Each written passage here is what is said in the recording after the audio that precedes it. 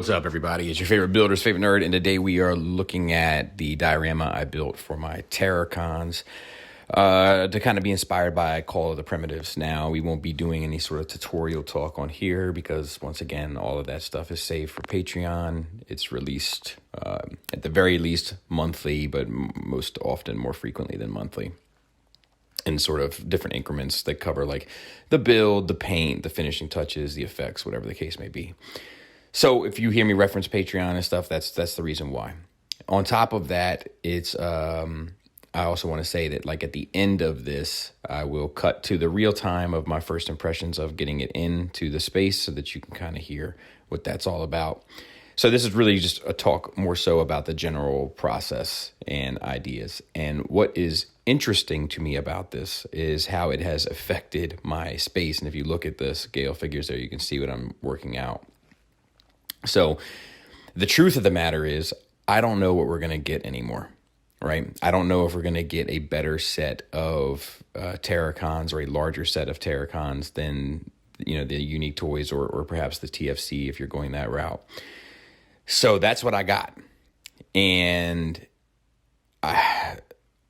while they're not optimal, they will do. So what I am doing now with stuff that I'm like, man, I'm not sure if this is the final stuff, is I am trying to create the space that will display the figures that I have, but also work if the figures that I want that aren't even a thing yet are ever made, that they should be able to fit in quite nicely with no sort of bumps in the road.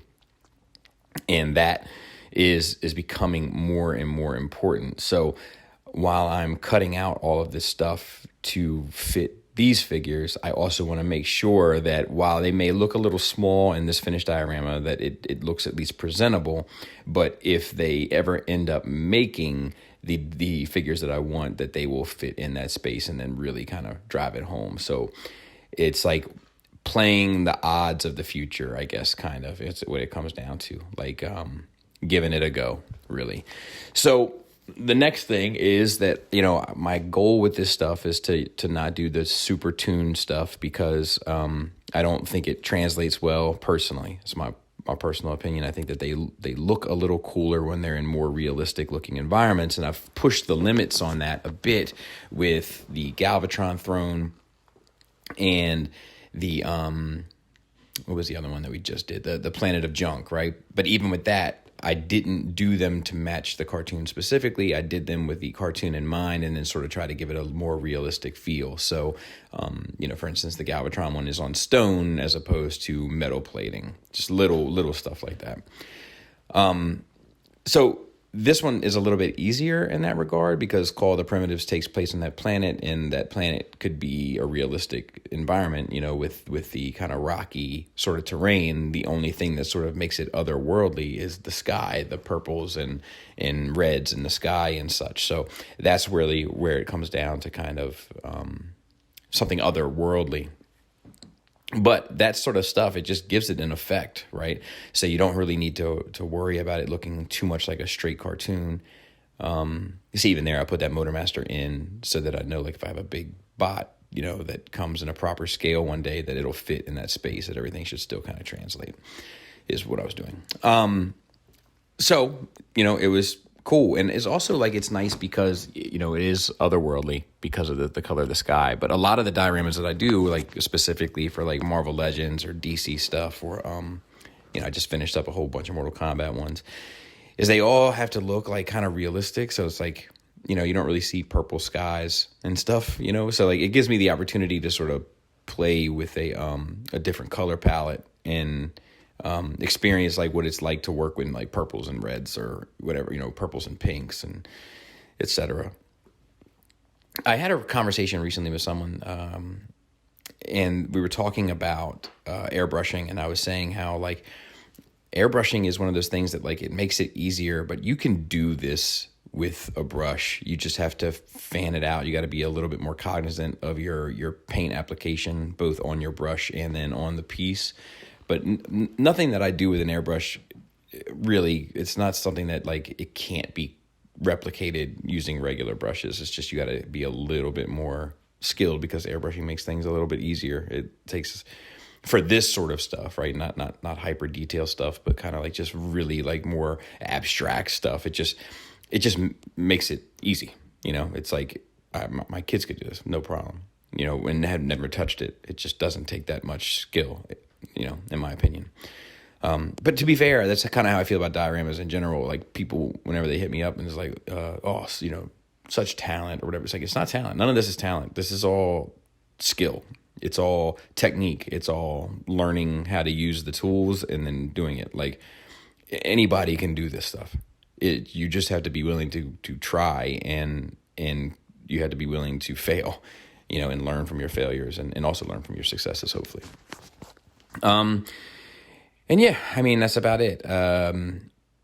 I'm trying to think if there was anything that I remember specifically about this process. I know that like it took forever for this wash to dry. I think like I put it on a little too heavy and it took like a day and a half, and I'm very fortunate that like, when my wife has the kind of available time, like she'll sit down and do this stuff with me and like, I'll just give her like this whole plate here and like, she'll throw in all the flats.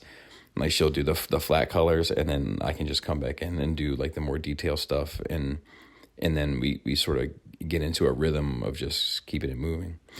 Once again, this is kind of similar to the Junkion ones where it's like, okay, I have my plates. They're all colored specifically the way I want them to with the purples and pinks and such. And then I just go back in and start carving out these rock platforms, or shapes just in the distance to try to give it a little bit of life and a little bit of depth, to hopefully, just make the space seem more alive. And I use a number of different techniques to kind of drive that home with shadows and highlights and such. And honestly, this is an older one and I've gotten better at this. And that kind of ties back into what I was talking about before with it's not about talent, it's about skill and you learn as you go. So whereas these rocks seem like very kind of right up in your face and, screaming at you, I don't know when this video comes out, there's a Mortal Kombat video coming, but if you look at the Mortal Kombat video, it shows that I've learned how to kind of take, mountain formations and such and make some appear like they're more in the background and others appear like they're more in the foreground. But the only reason why I can do that is from gaining experience from doing baby steps like this, so it's like, it's just live and learn, man. It's like, it should be kind of fun, and it's also rewarding. Like it's definitely a dopamine drip for me now to kind of, put some finished, plate or, platform into a space and then kind of see that space come to life, especially in a space that's been blank and empty for so long. And then, to kind of see it be finished is kind of like, for me, it's more rewarding than getting the actual figures themselves, to be honest, because it's like, you contributed to it. It's like you played a part. And it doesn't mean that every shoe fits every foot, right? You don't need dioramas to have a successful display. It's just the kind of direction that I've decided to go. And I think it's been successful and I think it makes it kind of fun in a way while also looking professional, in the sense of like, it looks like a serious collection being displayed properly, but it also has like, some kind of fun and life and, I don't know, like that environment, almost like my buddy Chris says, like that page out of the JCPenney's Christmas catalog or something like, or the back of the box when it had the figures kind of in the natural environment. There's something that ties back to that, I think, nostalgically. And it's also kind of like, it's like the modern playset, it's like you build your own playset feature. So it's like, there's a number of things I think that work for me, both kind of visually and psychologically for the diorama approach. But, only you can decide what's best for you. And with that, let's get into my real-time thoughts on it. Thanks for listening. Thanks for watching. Until next time, take care. And there it is.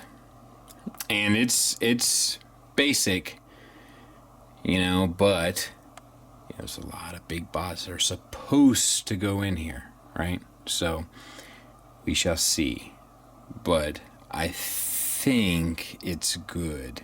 And I think as long as I get what I want, it'll be fine. But I'm okay with this. Let's put the figures in it. And there's the finished product. And it's a little lackluster with this size bot in it. I think as a whole, it's not as much a big deal, but just looking at the shelf independently, it doesn't quite do it. I could play around with some of the poses and stuff, but I just don't know if it's going to be able to work out the problems. I will show you what the whole shelf kind of looks like, but yeah, I think it's acceptable, and it's certainly better than that, which is where they were sitting. And if we ever get MPs, then they'll go in there. But I think for the time being, it'll do nicely. And if we get MPs, they'll fit nicely. So that's kind of where I'm at with it. Now let's look at the whole shelf. And that doesn't bother me nearly as much. You know, the whole becomes greater than the sum of its parts. And when you look at it, you just notice the purple, which stands out nicely against the black, the brown, the green, brown, white, brown, green. So yeah, I think it's ultimately fine, and the purple does stick out nicely. So another one down. Thank you.